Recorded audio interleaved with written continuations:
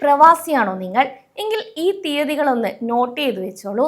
August, അതായത് അടുത്ത മാസം അവസാന ആഴ്ചയോടെ ലെ പ്രവാസികൾക്ക് 3 ദിവസത്തെ നീണ്ട വാരാന്ത്യ അവധി ലഭിക്കാൻ സാധ്യതയുണ്ട്. യിലെ ഈ ഒരു തിരക്ക് പിടിച്ച ജീവിതത്തിൽ ഒരു അവധി ലഭിക്കുക എന്നത് ഏതൊരു പ്രവാസിയെ സംബന്ധിച്ചും വലിയ ആശ്വാസമാണ്. ആഴ്ചയിൽ 5 ദിവസവും അതിൽ കൂടുതലും ജോലി ചെയ്യുന്നവർക്ക് ഒന്നിലധികം അവധികൾ കിട്ടിയാൽ അത് വലിയൊരു ആഘോഷം തന്നെയാണ്.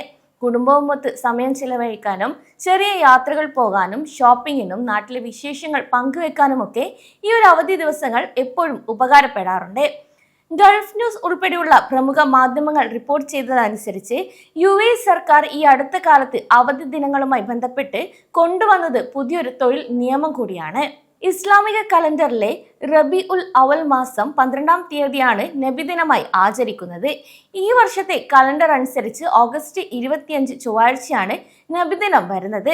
സാധാരണയിൽ ഒരു ചൊവ്വാഴ്ചയാണ് അവധി വന്നതെങ്കിൽ തിങ്കളാഴ്ച ജോലിക്ക് പോയി വീണ്ടും ചൊവ്വാഴ്ച അവധിയെടുക്കുക എന്ന ബുദ്ധിമുട്ട് പ്രവാസികൾക്ക് ഉണ്ടാകാറുണ്ട്. എന്നാൽ ഇതിന് പരിഹാരമായാണ് അധികൃതർ പുതിയ നിയമം കൊണ്ടുവന്നത്. 2024 പാസ്സാക്കുകയും പിന്നീട് പ്രാബല്യത്തിൽ വരികയും ചെയ്ത ക്യാബിനറ്റ് റെസല്യൂഷൻ നമ്പർ 27 അനുസരിച്ച് ആഴ്ചയുടെ മധ്യത്തിൽ വരുന്ന പൊതു അവധികൾ ആഴ്ചയുടെ തുടക്കത്തിലോ അല്ലെങ്കിൽ അവസാനത്തിലേക്കോ മാറ്റാൻ സർക്കാരിന് അധികാരമുണ്ട്. കാരണം യിലുള്ളവർക്ക് തുടർച്ചയായ അവധി ദിനങ്ങൾ ലഭിക്കുക, ജോലി സ്ഥലത്തെ ബുദ്ധിമുട്ടുകൾ കുറയ്ക്കുക എന്നിവ ലക്ഷ്യമിട്ടുകൊണ്ടാണ് ഈ ഒരു സർക്കാർ ഈ നിയമം കൊണ്ടുവന്നിട്ടുള്ളത്. പുറത്തു വരുന്ന റിപ്പോർട്ടുകൾ അനുസരിച്ച് അവധി മാറ്റാനുള്ള ഈ നിയമം നബിദിന അവധിക്കും ബാധകമാകും. അങ്ങനെയാണെങ്കിൽ ഓഗസ്റ്റ് 25 ചൊവ്വാഴ്ചത്തെ അവധി മുൻപുള്ള തിങ്കളാഴ്ചത്തേക്ക്, അതായത് ഓഗസ്റ്റ് 24ലേക്ക് മാറ്റാനാണ് സാധ്യത.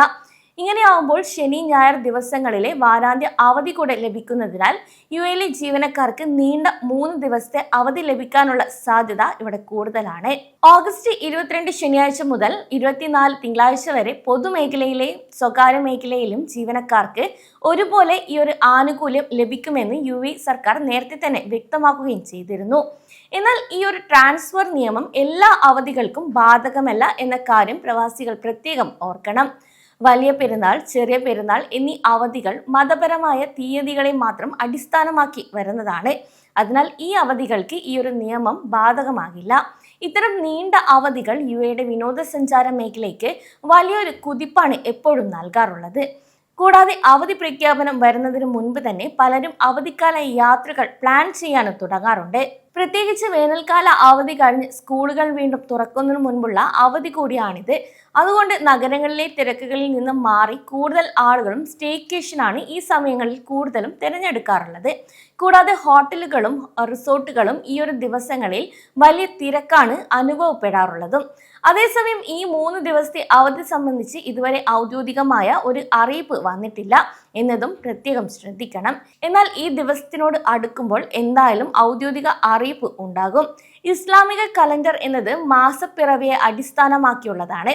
അതിനാൽ ചന്ദ്രനെ കാണുന്നതനുസരിച്ച് മാത്രമേ റബിയുൽ അവൽ മാസം എപ്പോഴാണ് തുടങ്ങുക എന്ന കാര്യത്തിൽ കൃത്യമായി പറയാൻ സാധിക്കുകയുള്ളൂ.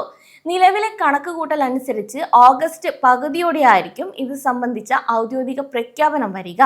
കൂടാതെ യിലെ ഔദ്യോഗിക മാസപ്പിറവി നിരീക്ഷണ സമിതിയുടെ അന്തിമ തീരുമാനത്തിന് ശേഷം മാത്രമേ അവധി തീയതികൾ സർക്കാർ ഔദ്യോഗികമായി പ്രഖ്യാപിക്കുകയുള്ളൂ.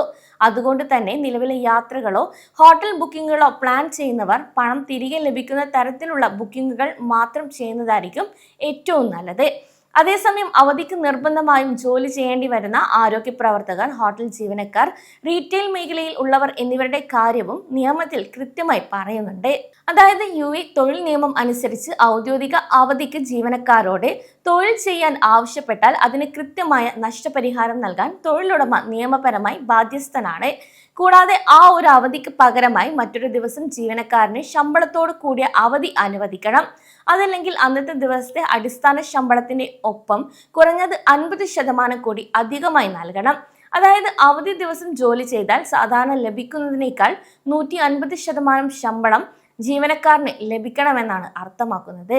ഒപ്പം അടിസ്ഥാന ശമ്പളവും മറ്റ് അലവൻസുകളും നോക്കി മൊത്തം ശമ്പളത്തെ അടിസ്ഥാനമാക്കിയല്ല ഈ കണക്ക് കൂട്ടലുകൾ നടത്തുന്നത് എന്ന കാര്യം കൂടെ ഇവിടെ ശ്രദ്ധിക്കണം. ഇനിയിപ്പോൾ എന്തെങ്കിലും കാരണവശാൽ കമ്പനി ഈ ഒരു ആനുകൂല്യങ്ങൾ നിഷേധിക്കുകയാണെങ്കിൽ തൊഴിൽ മന്ത്രാലയത്തിൽ പരാതി നൽകാനും ജീവനക്കാർക്ക് അവകാശമുണ്ട്. ഓഗസ്റ്റിലെ ഈ നീണ്ട അവധി കഴിഞ്ഞാൽ പിന്നെ 2026 പ്രവാസികളെ കാത്തിരിക്കുന്നത് ഈ വർഷത്തെ അവസാനത്തെ അവധി മാത്രമാണ്. അത് ഡിസംബർ 2, 3 തീയതികളിൽ വരുന്ന ദേശീയ ദിന അവധിയാണ് എന്ന കാര്യം കൂടി ഓർക്കണം.